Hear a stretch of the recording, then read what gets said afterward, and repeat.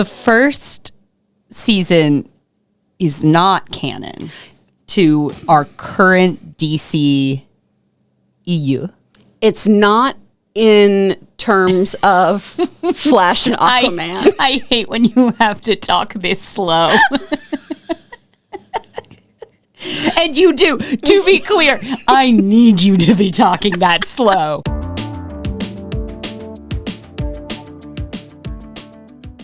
Hi, everybody. I'm Amy Newman. And I am Chris Carr, and we are Two Filthy Casuals. And we know that getting into a new fandom can be intimidating with all the gatekeepers out there. It sure can. And that's why on this podcast, we invite on a super fan, or we just chat about some stuff. Have a goof and a gaff. we talk about some things that are streaming and get you guys ready for some things, especially if you haven't gotten to check out a show, so that way you can dip your toe in. Sans judgment. Yeah. And I'm excited to get into this. Yeah? Yeah. Sweet. Because today we're talking about Peacemaker. I just want to be nice. But I, probably shouldn't say that in the first 5 minutes. I fucking hate this, but you stick around. I watched the pilot and trash.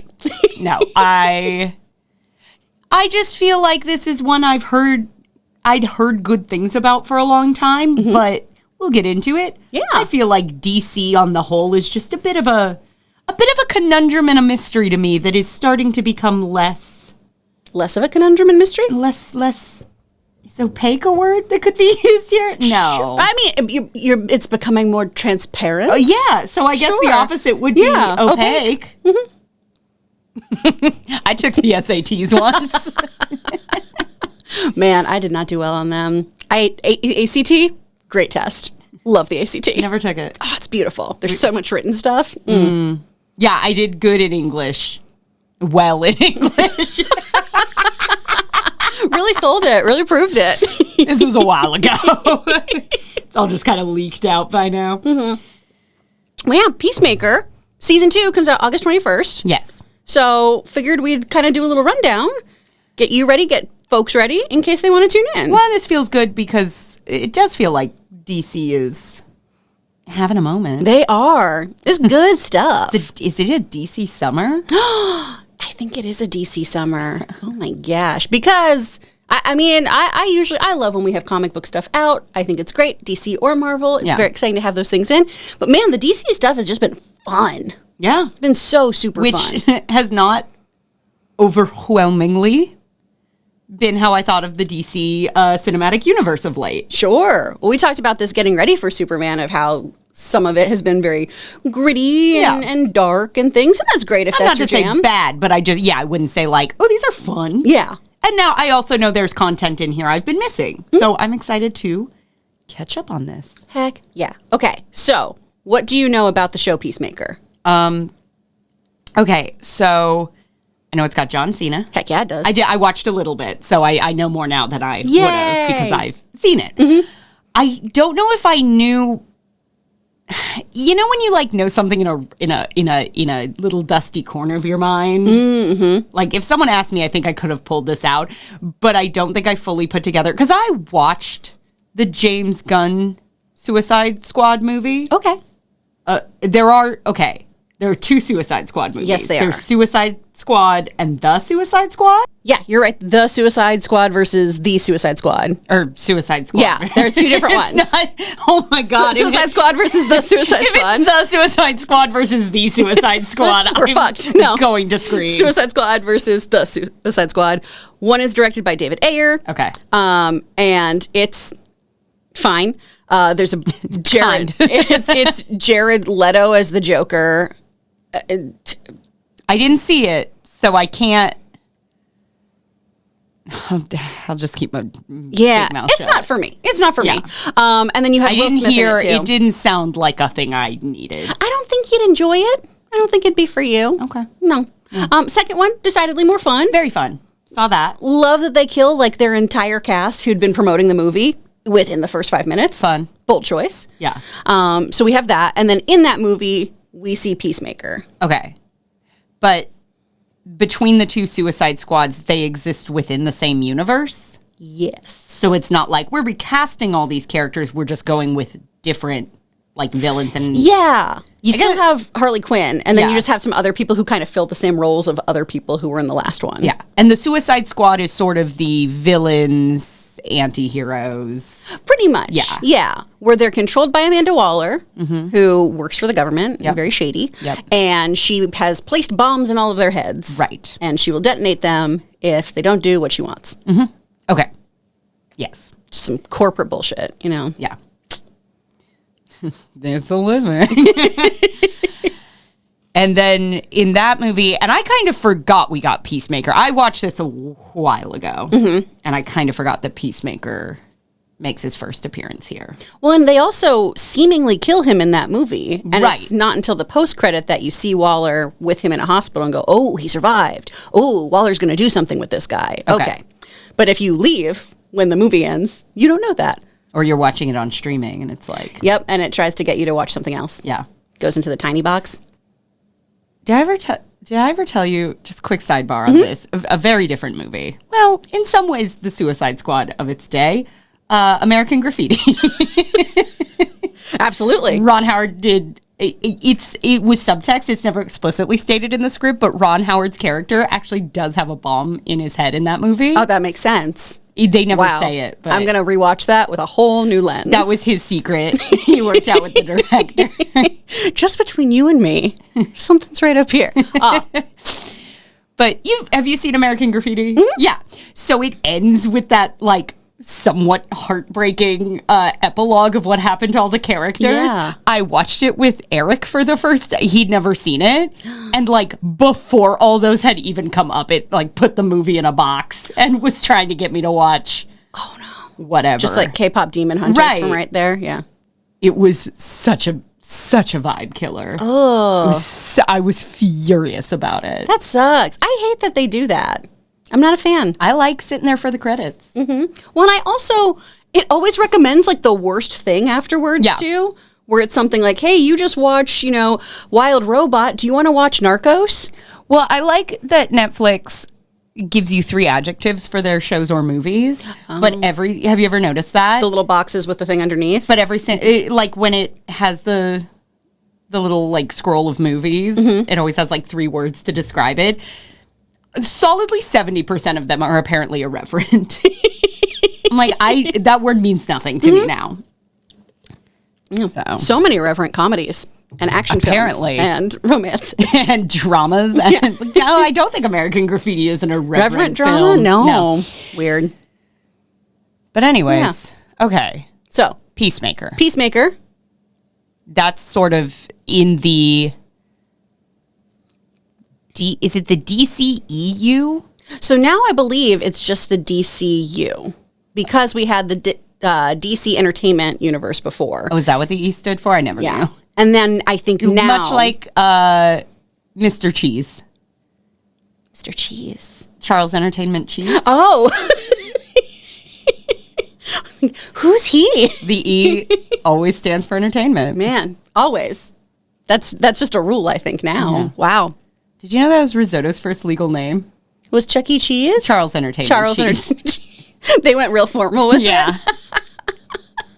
Legal name. It's what they had on his paperwork. Did you discuss changing it with him? Were you like, this doesn't feel right, buddy. Why are you named after a mouse? Right. A giant one.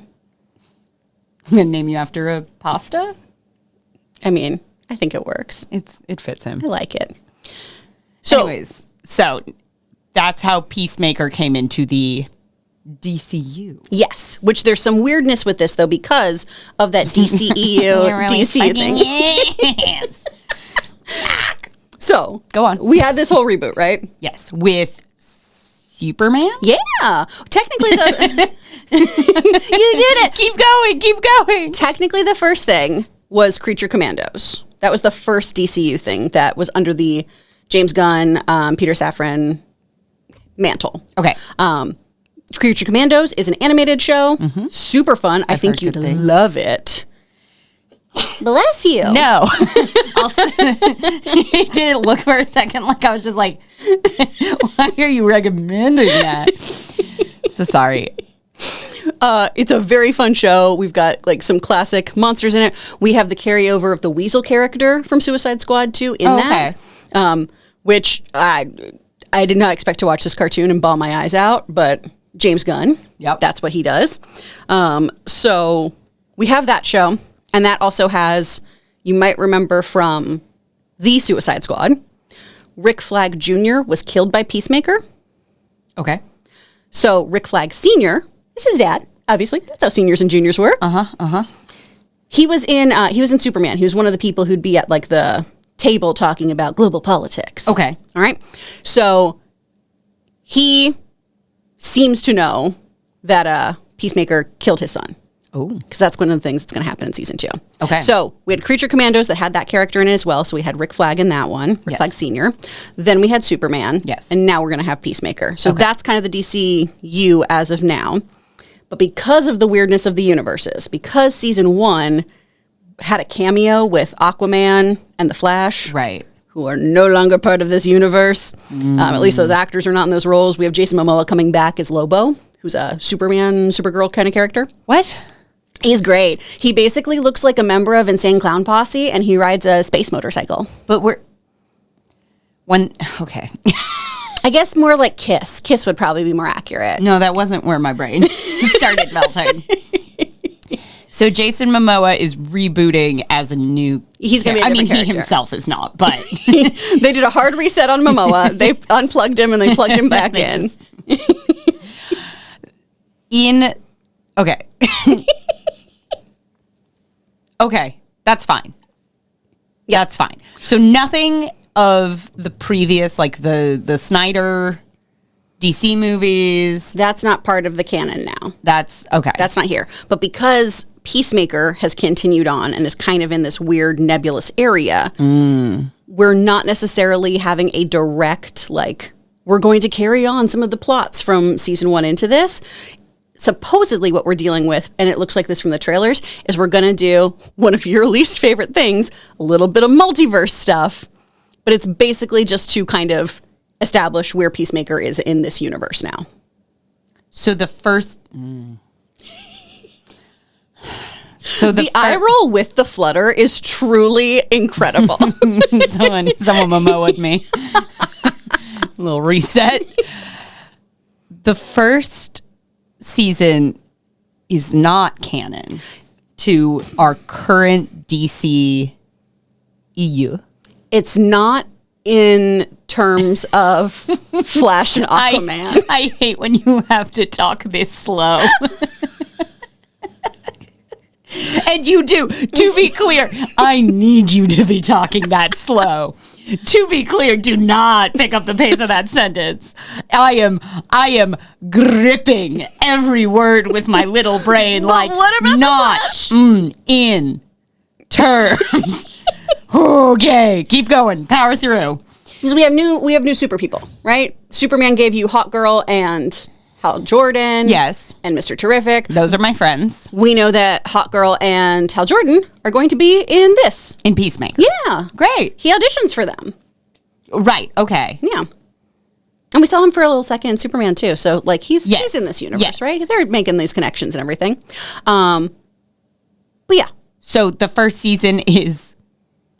The first season is going to be important to know who Chris is, Peacemaker, who his friends are, right? All of the different people that he works with that are on his team and everything. Okay. Because you have, what are their names? We have Economist, who is like a tech guy who works for Waller. We have Harcourt, who's kind of the badass tough muscle of the group, and she's this great petite blonde. Yeah. She's wonderful. Saw her. And then we also have, I believe her name is Adebayo, and then we learn that, spoiler for season 1, we learn that she is actually Amanda Waller's daughter. Right. Which is pretty cool. Danielle Brooks. Yes. Was excited to see.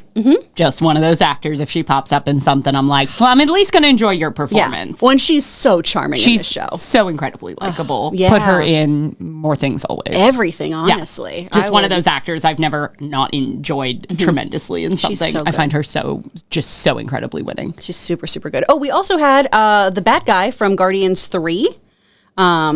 He was in season 1 of Peacemaker as well. What? Yeah. So James Gunn uses actors over and over again. Oh, right? Not the character. Oh, no, just the actor. Oh no, Amy, no. I was like, that's not the same. They can't. No. They can't cross over. I mean, we can get into this. There was a comic crossover event at one point in time, but... Bestie, you would have to talk so slow to explain that to me. The podcast would be 3 hours long. It'd just be us turning through the pages together, because I also am like, I don't understand how this works. Wait, go back. This is a weird choice that we're making of just, these guys have the to fight. actor Yeah. who plays, who I can't now call to mind because I've only seen that movie once. It's heartbreaking. I've seen the other two Guardians movies so many times. When we've talked about this, 3 is my favorite, and I'll never watch it again. It's such a hard watch because Florentief's Go Now breaks me. But he plays this really cool character in season 1 of Peacemaker for the main plot. There's this invasion of aliens in season 1, and that's what they're kind of sussing out. Okay. And they're these little kind of butterfly parasites, and they go up people's noses or mouths, and they take over their bodies. Okay. And they are here for world domination and to feed their queen. It's so gross. Really well done on the effects on it. Nice. But he's one of the good little aliens who's trying to help the humans in his own way. Fun. It's great. It's really, really well done. A couple other key things that you need to know from season 1 that will tie in to season 2. Canonically, this has always been a thing. Well, I shouldn't say always. Peacemaker started in 1966 with a different comic book company. DC acquired him. Oh. And he's changed a lot over the years.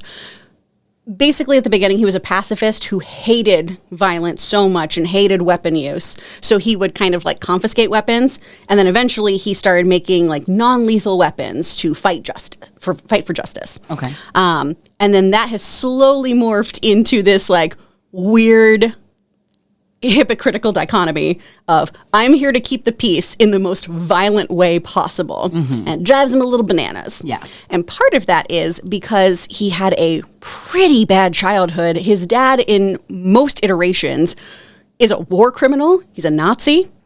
And the way that they updated that for the show is that he is a neo-Nazi. He's a Klan member. Right. He's this character known as White Dragon. Okay. And really bad dude. I goes without saying. He's a horrible fucking racist. Big if true. Yeah, I think that's not to get political. But probably bad if you're a Nazi. Probably bad if you're a horrible racist. Stands to reason. Someone will. Someone will get in the comments. Yeah. And listen, we don't need to judge people. And that's okay. You can fuck off. Yeah. You don't need to be listening to this podcast. That's my hot take. Do I get good person points? So he has this really awful dad, and in season 1, his dad dies. Okay. He kills his dad. Okay. And so did not get that far. Lots of spoilers, you guys. So season 2, we also know he's dealing with the grief, the trauma, the coping with being the person who ended his own father's life. Right. And so we have visions of his dad and stuff. Okay. So I want to get more into the character. Sure. But if we're talking, I guess just to wrap up this crystal clear conversation on the DCU. I'm not helping anything, too. It's okay. I'm bobbing back and forth and being well, no, kind of. Not your fault. You're doing your best to explain this to me. Thanks, bud. So that's a lot of factors against you, both the complication of the thing you're explaining and my brain's receptiveness to this information. So let's say, much as I actually kind of feel, someone, let's call her Jamie. Okay.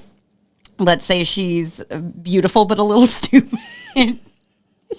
Great butt. But this hypothetical person. This hypothetical one. Never fully got into the DC films. Okay. Does she feel very justified since they're all thrown out? Well, okay, I guess my question is, if you, let's say, saw Superman and went, I like this, I'm vibing with this now, I like James Gunn, I'm optimistic about what a DC cinematic universe looks like with him at the helm, what do you need to watch to be caught up as of now?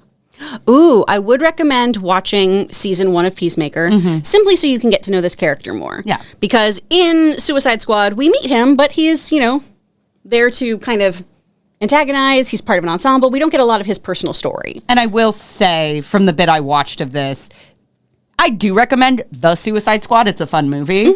You don't need to see it for the canon of current DC, though. No, because they'll also explain it in Peacemaker season 1. I was going to say, they're pretty clear. There is like a previously on that sort of recaps what you need to know from the movie, so it's pretty easy to dive in. Yeah. So you'd watch that. And in that way, too, you can jump in like you would any other TV show where you find out about somebody's dark past, where there's a flashback. Yeah. And they do that really well on that show. So it'd be this, Creature Commando. Creature Commando, I don't know if you actually need to watch it. I would just highly recommend it. Okay. Because that story is pretty self-contained. You do get more Rick Flag Sr., but that's him leading his own monster team and doing stuff with them. It's great because you get really fun backstories. Not fun, tragic backstories. But it's a fun show. Yeah. And so I'd recommend it if you enjoy James Gunn storytelling. Right. But just to like, what is current canon for the DCU? Yeah. It would be those two things and Superman. Yeah. And then you're pretty much caught up? Yeah. Wow. Which is great. I don't know, I said that like Owen Wilson. Wow, Creature Commandos. Hey, great, cool. But yeah, this is one where you can pretty much jump in. And even if you just saw Superman, you went, that guy's got a whole ass TV show? The dude who just went on late night to talk shit about Superman? Great. You probably could jump into season 2 if you wanted to with one of those recaps. I just think you'd probably benefit from the show more because you get a lot of really great stuff. And honestly, John Cena's so good. Yeah. He's so good in this role. And for years, in wrestling, he played a face. And so he plays like this really nice guy. John Cena historically has granted the most Make-A-Wishes of any person ever. He's a little sweetheart. Yeah. And so to see him play this absolute shitheel has been great. He did take a heel turn in wrestling recently. Yeah. But now he's back to being a face. Oh, that was quick. Yeah. Well, I think part of it, too, was people were like, we hate this. Please like me when be I just have a grumpy day. That basically was it. Where it was, oh, John's a little hungry or something. He did the equivalent of me texting all my friends when I get home, like, that wasn't about you. I don't know. I'm just in some kind of fucking mood today. I think my blood sugar was low. That's always mine. Yeah. I just needed a snack. I'm sorry. I'm kind of hungry. But he's really great on this. There's a beautiful scene where he plays piano, and that's actually John Cena playing piano. Oh, cool. He's just terrific in this. Yeah. It's a really, really well-done series. And I think all the other cast members in it, too, are great. Yeah. I feel like I was always a little hesitant about this show. Not that I dislike it, but I think my brain lumped it in with just like, oh, this is just kind of The Boys Part 2. Sure. Which I don't think is entirely fair. It is a different animal. It's a very different animal. And I think I am always taken by kind of that James Gunn storytelling in superhero stuff where it's like, oh, yeah, like there's sort of the parody of this, like the sort of parody stuff we're doing here and sort of the insanity of this character. But also like even in that first episode, you're immediately getting like, oh, I care about all these characters as people. Yeah. They all have something going on emotionally that's interesting. And that's no shade to The Boys. I had to watch a lot of The Boys very quickly, and I cannot advise strongly enough against binging that show. It's tough, because that's a lot. Show is not made to be binge watched. It's a great weekly show. I felt like I was losing my mind. Oh, of course you would. About episode 3. I was just like, I don't want to be here. That show's insane. We'll have to do an episode on that, too, because that's one of the few comic book adaptations, in my opinion, that the show is so much better than the comics. Oh, interesting. Yeah, they really... I don't think I knew those were comics, actually. Garth Ennis. The same guy who did Preacher. Okay. So his whole thing is he doesn't like superheroes, and so he was like, oh, I'm going to write a comic book about real shitty superheroes. Huh. Yeah. No, and again, I don't dislike The Boys. Sure. I just didn't feel a desire for more The Boys, and I think I unfairly lumped this in with like, I don't even know if I was entirely clear it was a DC thing. Oh, yeah, well, technically, yeah. Until I Peacemaker, I mean. Oh, okay. Yeah. I was going to say, I think Boys is Dark Horse. That's not important. Okay. No, Peacemaker. I just was not, like, entirely clear on what this show was until I started watching it the other day. And I was like, oh, I like this so much more than I thought I would. Well, it's a really weird pitch, too. Like, when it got greenlit, it was, oh, James Gunn is making a Peacemaker show? Are you kidding me? It's going to be so dumb. Okay, so from like the comics and sort of what we knew of Peacemaker going into this, who the heck is this guy? So Christopher Smith, like I was saying, has this really kind of weird trajectory of, he started with Charlton Comics. Charlton Comics? Charlton, I believe. It's CHARLTON. There's Charlton Comics. Right? Where I was like, I'm going to do drag. And I'm going to be Charlton Comics. Your drag king name? Yeah. That's perfect. I'm going to be a fancy little boy. People will love it. Oh my gosh, she'll be a hit at Drag Brunch. So basically, this is some of his early iterations. I don't understand what's going on with the muscles in his torso. It's comic physiology. It's so bananas. There's muscles where I don't think you can build a muscle. Yeah, he's not that I'm the expert, but wild. So basically, he had this whole like I fight crime in a non-lethal way. Okay. DC kind of borrows him and uses him for a little bit, and then. Do you know about the whole weird Crisis on Infinite Earths thing in comics? So I want you to think about the question you just asked and the person to whom you asked it. Well, because you saw The Flash, yeah? No? I don't like that one. I don't think you need to see it. Sorry to people who like it. I think it's a really bad movie. I went in trying so hard to be like, you know what? Michael Keaton's in this as Batman again. Yeah. I'm going to finally see Supergirl on screen. This could be cool. Yeah. It wasn't. No, I kept up on Marvel a lot more than I kept up on DC, and I didn't keep up on Marvel that well either. So I guess to summarize, no. Well, and we've had that shift too, where Marvel was super, super fun. Yeah. And DC was pretty dark and gritty. And so if you're gravitating towards one vibe, yeah, probably the fun one. Basically, DC also dealt with multiple universes. I know. I know. I hate it. They love that shit. And Crisis on Infinite Earths essentially is, hey, we're going to destroy a whole bunch of these other universes. So we have a main universe storyline. Oh. And so it's just destroying some of these worlds and having some people come into the main continuity. Okay.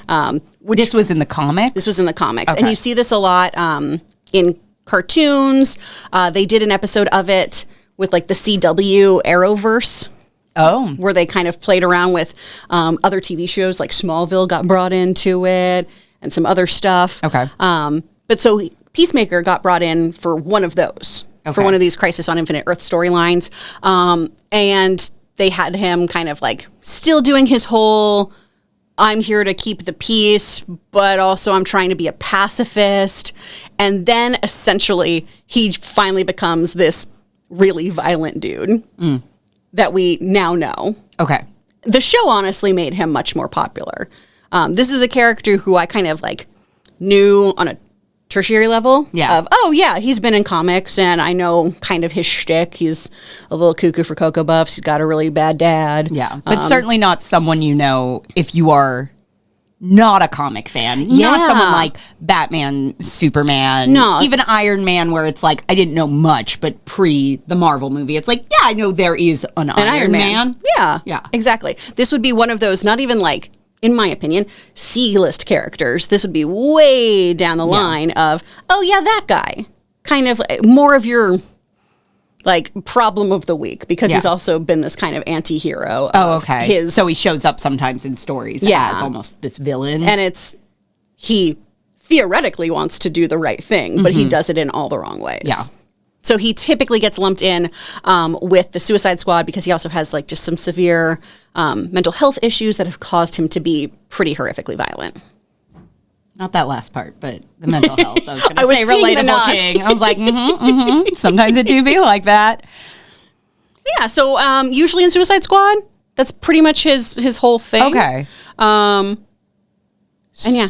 Or Task Force X, as they'll be called. Does he have powers, or is he just a strong... He's just a guy. He's just strong boy. He's just a strong boy who's really great at weapons. He's ex-military. Okay. And his dad in most storylines too trained him essentially to be a killer. And so in some versions he is, a sergeant in Vietnam who kills an entire village. Like just some really messed up stuff. Yeah. And so usually it's just he is a incredibly well-trained military man who has severe psychological issues. So his idea of right and wrong is not doesn't particularly line up with actual like good and bad morals. Gotcha. Yeah. Okay. I got it. Cool. Let's go. Season 2. Sweet. What did you think of that opening little dance number? I liked it. I think it's so fun. It's so weird. More TV shows should open with a little choreographed dance. I think it's so cute and ridiculous, and I love it. I like that it kind of gave like me and my cousins going, everyone sit down, please. We've been practicing this all afternoon. Just make sure you're... Oh, am I off? Oh, no. Let the people see you, Chris. Just gonna lurk in the shadows. Come here. We're doing this podcast together. Please don't leave me alone. I don't know much. No, I like it. Again, I think it caught me off guard. Just feeling more accessible, more human, dark, but in a different way from what I was picturing.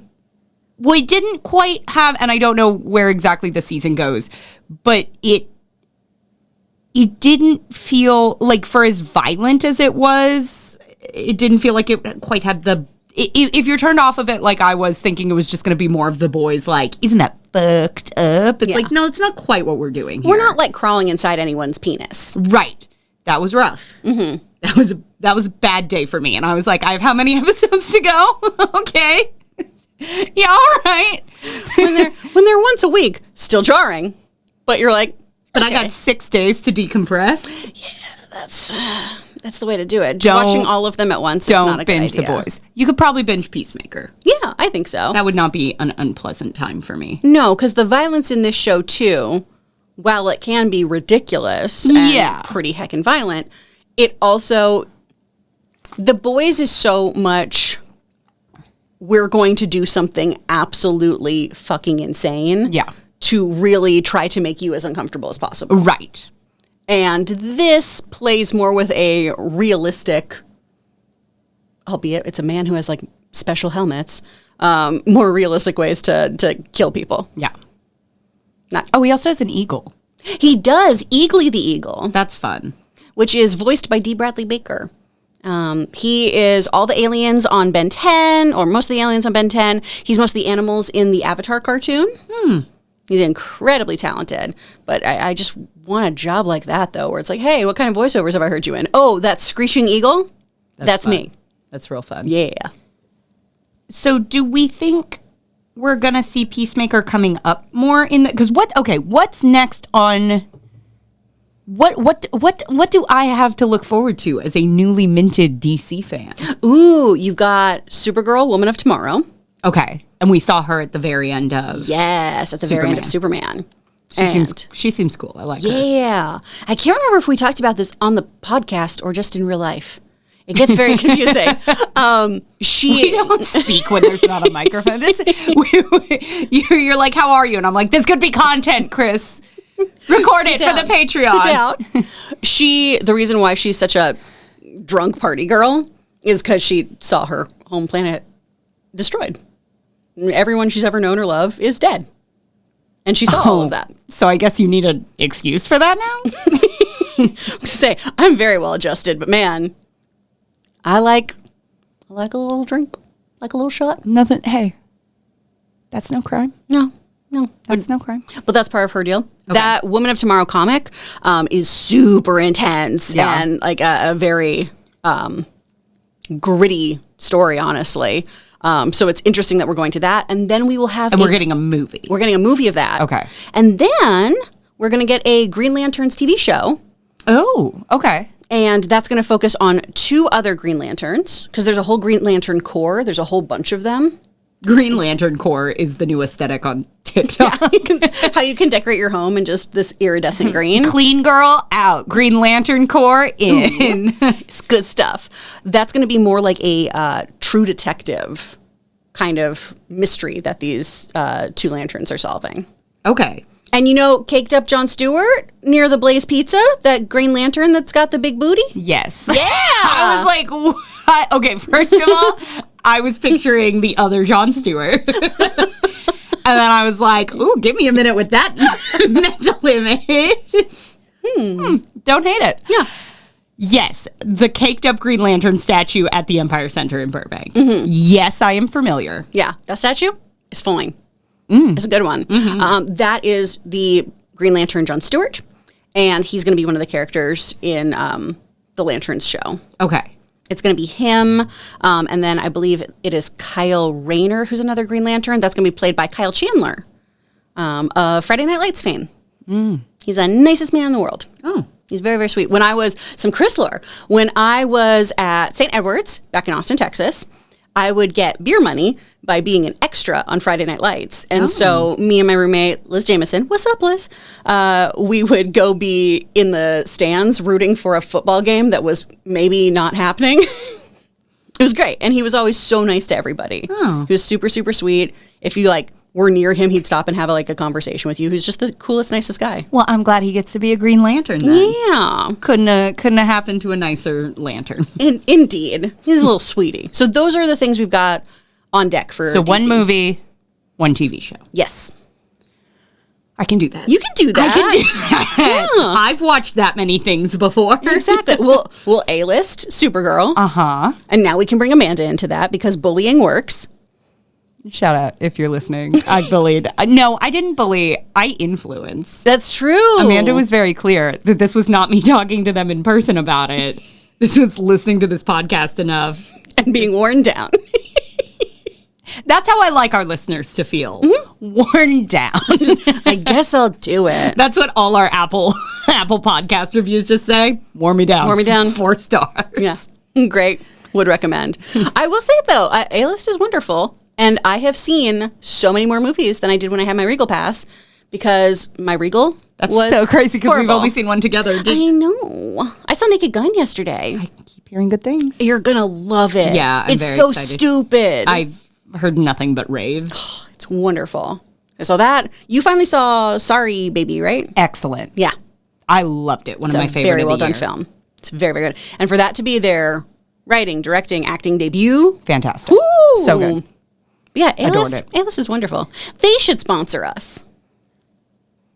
A-List. Listen. I have gotten you at least $25 a month on top of my own. And Logan.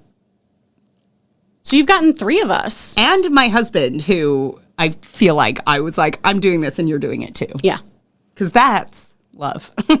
We thought about being a house divided and trying to use then you'll get some points at Regal and then we can go see a free movie or da-da-da-da-da because Regal would do the Wednesday night preview. But yeah, I hate that theater so much that we decided not to. AMC does Screen Unseen. That's true. And I appreciate that they also called the one scary one Scream Unseen because Regal wouldn't let you know. Oh. And so I could have been seeing a spooky movie and I would always let people know, hey, I will walk out of this theater immediately. Yeah. I will just go and head over to Fish Grill. Ooh. Go get some shrimp. I'm an Urbane Cafe. Ooh, girly, I've never gone there and it looks so tasty. It is quite good. Nice. But that's enough. Yeah. We got Empire Center. We got NoHo West. We have alienated everybody who doesn't live in the greater LA area. Hell, even people, all our Culver listeners are like, what the fuck are you talking about? This is a Valley-specific podcast. This is very true. I try not to leave the San Fernando. I try to stay just here. You got everything you need, and then you just cook in the summer. You just cook in the summer. It's a really good time. It's nice. I'm having fun. We have 85 Halloween stores that exist year-round. Everything is a spirit Halloween. Everything, but constantly. We do. We have a block that has 7 year-round Halloween stores. Yeah. It's so legit. I love it. And then we have 3 AMCs within a block of each other. We have 2 CVS's across the street from each other. And then we just cook in the summer, and we just go to movies and Halloween stores, and it's 116. And it's great. And it's such a good place to live. So good. Would recommend. I'm being unironic. I know. I love it here. Every time people are like, I can't believe you still live in North Hollywood. I'm like, why would I move? I was born in the Valley, and I do intend to die in the Valley. Hell yeah. I'd like to haunt this house. Probably several years down the line, but like, fingers crossed. Who's to say what the future holds? For you to continue watching Peacemaker, is there anything you need? $5. $5 and I'll do it. I'm gonna Venmo Go you. to patreon.com/2filthycasuals and write in the notes. Keep watching, bitch. Perfect. No, I'll watch this for free. $5 to finish The Boys. Yeah. We should do an episode on that. No. You don't have to watch any more. Do I have to binge it? You don't have to watch any more. Just you've already consumed some. I have. You're fine. It has been consumed. Yeah. I'm never going to make you watch something you don't want to watch. I'm so big on my movie boundaries. You know this. Where I'm like, oh, does someone's eye get touched? I'll scream. To continue watching it? Yeah. I'll probably just do it. Yeah. I like it. Sweet. I like it, and I liked Superman enough, and I genuinely, and I might check out Creature Commando. I don't know. I might be crazy and watch Creature Commando. Heck yeah. And I like what DC's do. Also, Creature Commando has my boy in it, doesn't it? It does. It does. It's got David Harbour as Frankenstein. Excellent. Yeah. Have you watched Frankenstein's Monster Frankenstein? No. Wait, is that his Netflix weird thing? Yes. Then yes, I have. I love it so much. Okay. I couldn't remember if that was Unrelated, but good. Yeah. Look, I sat through We Have a Ghost for that man. Which... Woof. I remember you and Taylor, mostly Taylor, just defending that trailer. And you were like, listen, David Harbour's in, I'm going to watch it. I'm going to watch it. And then sweet Taylor Gonzalez was like, no, I think it's going to actually be good. I think there's real potential here. And then afterwards just... It was such a bold choice to make a horror comedy that was neither scary nor funny. Pretty innovative. But was it an irreverent horror comedy? I might have been. Damn. Well, that was one thing that was so weird about it, is it had the energy of like a DCOM. Like it felt like a Disney Channel, but it felt like a Disney Channel movie, but then they would say like, fuck. And I was like, what? It was weird. Mm-hmm. It was not good, but I made it through that. I should watch Creature Commando because, no, genuinely, I'm like, I am maybe curious about getting on the DC train as it's leaving the station. I love this for you. And making my life easier. Yeah. Because I'm still like scrambling to catch up on Marvel, man. I feel like I just lapsed a couple times and I'm like, fuck. Yeah. I was gone for 5 minutes. How are there 10 TV shows I need to see? So many things. But you've seen the stuff that really moving forward is the important stuff, right? You've seen Thunderbolts. You've seen Fantastic Four. Yes.